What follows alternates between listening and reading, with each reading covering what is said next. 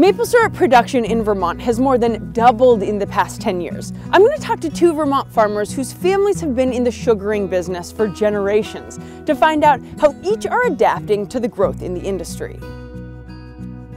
We're going to fire the evaporator here, and don't get too close to this. This is very hot. Nice and toasty. Oh yeah, yep. Fred Doubleday is a Vermont native who's been making maple syrup since childhood. It's just something I've done, and it's just, I hope to do it until I die.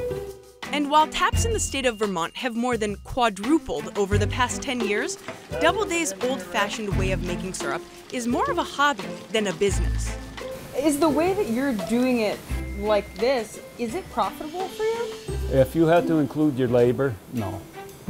Sugaring like this is very labor intensive. That's because each tree needs to be tapped with tubing nowadays to capture the tree's sap, which is then processed over heat for several hours into maple syrup.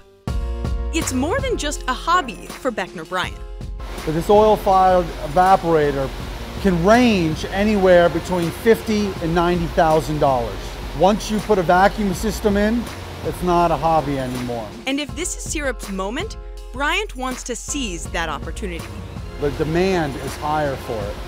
People are making maple vinaigrettes, they're making maple mustards, they're taking it back to what it was back in the late 1800s as more of a sugar, and they're using it for replacement for conventional sugars.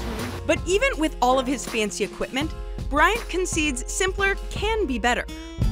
The best tasting syrup always has been and always will be somebody who has buckets boiling on a little wood fire 2x6 rig through a cloth filter. It's just the meatiness of it, the mouthful of it, it's just amazing. And with the average U.S. sugaring season lasting only 29 days, every good batch is cause for celebration. Here's to Vermont maple syrup. All right, cheers. Katie Quinn, CNN Money, Killington, Vermont.